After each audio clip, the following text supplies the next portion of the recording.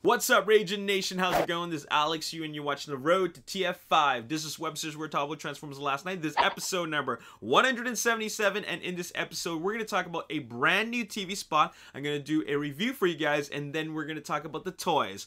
So let's talk about this brand new TV spot. It is called Forgive Me, and it's the 9th TV spot, and you're probably thinking, wait a minute, we've already had 9 TV spots? Actually, yes, we have. The reason why you guys don't remember them is because their release has been scattered throughout the last couple of weeks and months, and they've only been using really just recycled footage from the previous trailers. And there's been a lot of trailers. And from those trailers, they took shots and then they condensed it to 30 seconds, and then suddenly you have a TV spot. And that's why we don't really find them memorable, because they don't really show a whole lot of new footage. And keep in mind that a TV spot also includes the Super Bowl TV spot. So all that combined, we have 9 TV spots, including the one I'm just about to talk about right now. So I'm going to do a review for this Forgive Me TV spot, and the first place that I've seen it was the Paramount UK Twitter page. And when I saw that, I noticed that it was a little bit different, just because there's a caption on the bottom that says "Book your tickets now," which suggests that advanced ticket pre-sales are now available for the UK.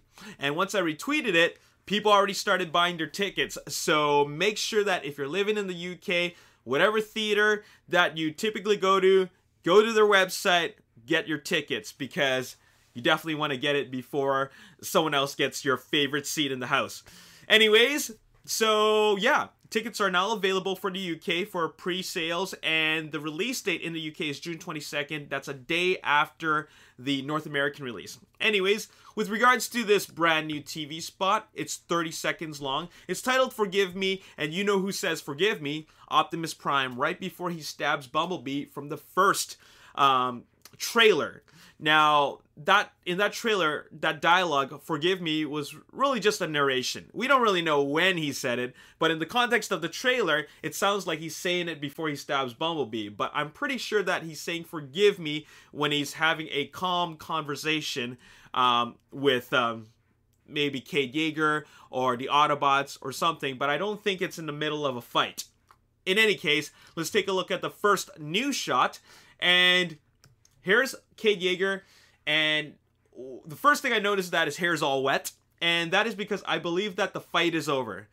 Either the fight between Bumblebee and Optimus is over, and that is why his hair is all wet, because they were on this really they're on this floating Cybertronian platform, this vessel, and then yeah, the battle is over, and that's why it looks very, very calm.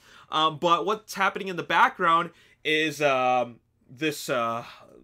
whatever these things are. I don't know what this is. I'm not convinced that it's Cybertron anymore. I used to think it's like these parts of Cybertron. I don't think it is. But in any case, these things are in smoke, and I'm thinking whatever it is falling into the water, because if you look at all that smoke, it looks like it's coming down. It's no longer like really hanging from those tendrils. It just looks like it's coming down slowly.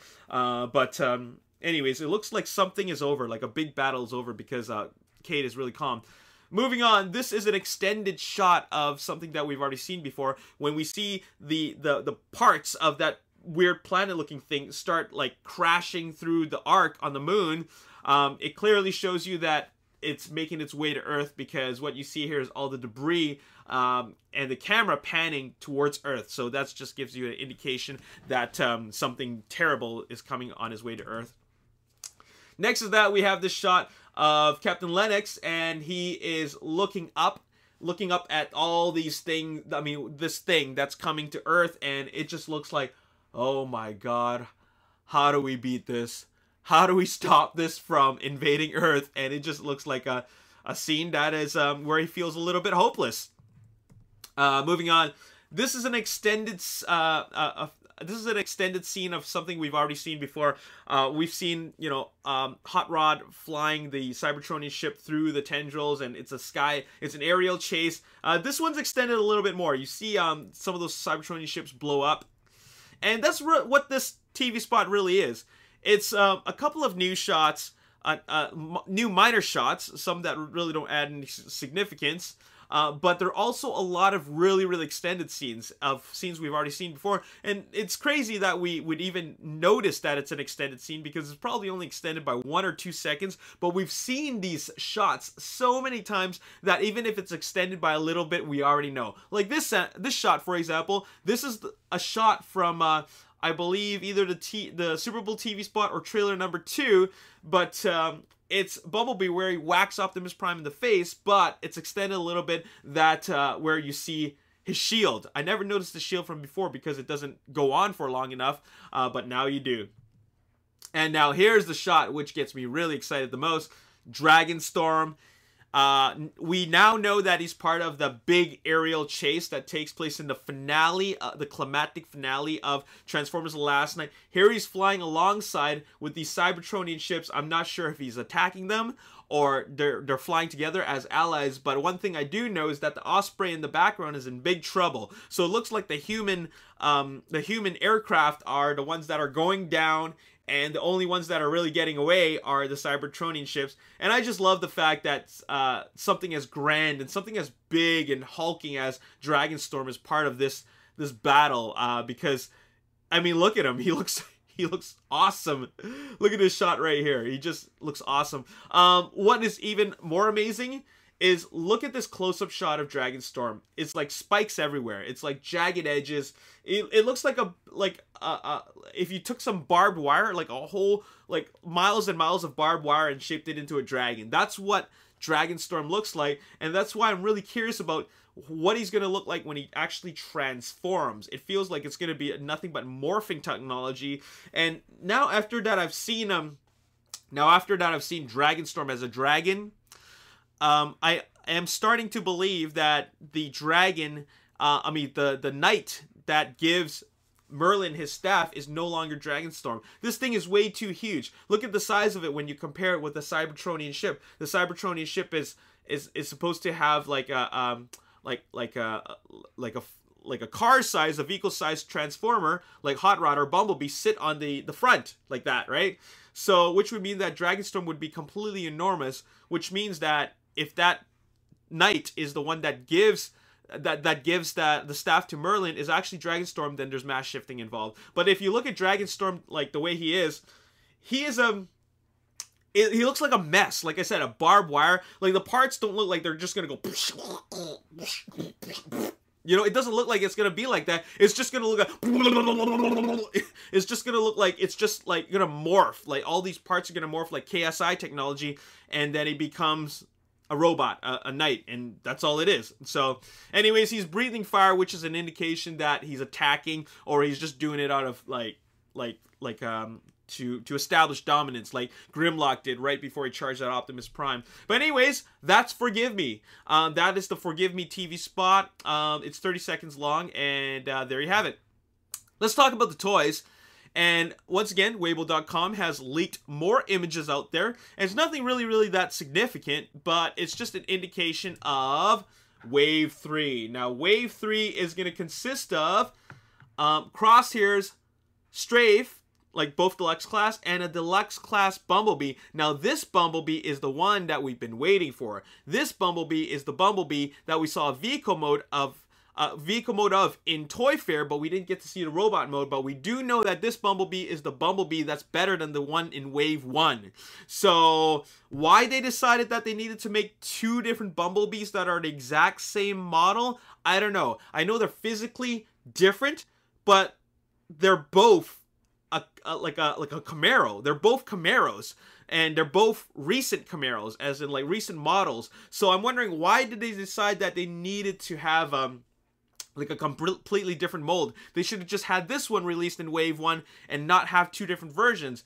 One of them being the repaint of Age of Extinction. Now they're probably going to call this one like Cannon Bumblebee or something, because it comes with a cannon attachment for his arm. So I think this is like a Cannon Deluxe Class Bumblebee, alright? Also in Wave 3 is Voyager classes, and it's Voyager class Scorn, which looks great. This is the back of the box. It's 23 steps to change them, but on the left side, now we know that Nitro, Decepticon Nitro, is going to be a Voyager class. And the reason why we know this is because if you look at the back of the boxes, the other Transformer toys that are cross-promoted are the ones that are of the same class. So if it's the back of a leader class box, it will promote another leader class toy. If it's the back of a Voyager class toy like Scorn, it will promote another Voyager class toy. So Nitro is going to be a Voyager class, which is awesome. The bigger the better. And then here is another shot of that Decepticon Nitro instruction image. Now, what I'm really curious about now is that now we can confirm that the new Bumblebee in Wave 3 is going to be a deluxe class. Then what's up with that rumored Voyager class Bumblebee? What is up with that? Is there even going to be one? Does one even exist? Or is that just a big mistake and completely inaccurate? I don't really know. I'm just going with whatever's being shown here. But it was I believe it was one of the international Amazon sites that listed a Voyager class Bumblebee out there. It might be a mistake, but it also could be the one. It could be that like a tank, I mean not a tank, a World War II Bumblebee. You never know. Anyways, that's all I got to say in this episode. I just want to mention one thing about the TV spots, and that is in Revenge of the Fallen, in Dark of the Moon, I remember watching tons of TV spots. I remember there were potentially up to even like 24 to 30 TV spots. Now, there's going to be a lot of them. This is just the beginning of the release of these TV spots.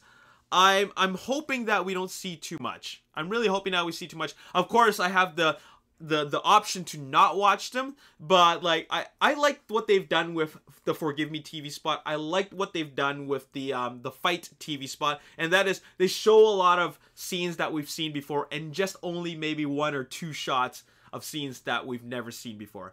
I like if they do it like that, just because it really teases us. It doesn't give us a whole lot to go with. Like, for example, in the previous TV spot number 8 called Fight, you see that that scene of the knights charging with the human knights. That was awesome, but it was so short, but it was just enough to be like, wow. Anyways, that's all I got to say in this episode.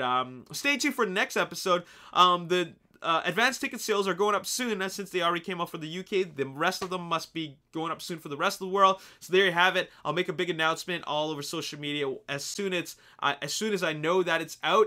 I mean, the tickets are up for pre-sale. That way you can all get the best seats. I want you guys to get the best seats in the house. I want to make sure you guys watching it opening day, and I'm going to do my best to make sure that you guys get all the information you need, all right? So there you have it. That's all I got to say in this episode. And as always, if you enjoyed this episode and you want to see more, make sure you hit the like button. Subscribe to the YouTube channel, follow me on Twitter and also Instagram, the Ragin Nation. You know what, all the links are in the description box below. My name is Alex Yu. Thanks for watching. I'll see you next time.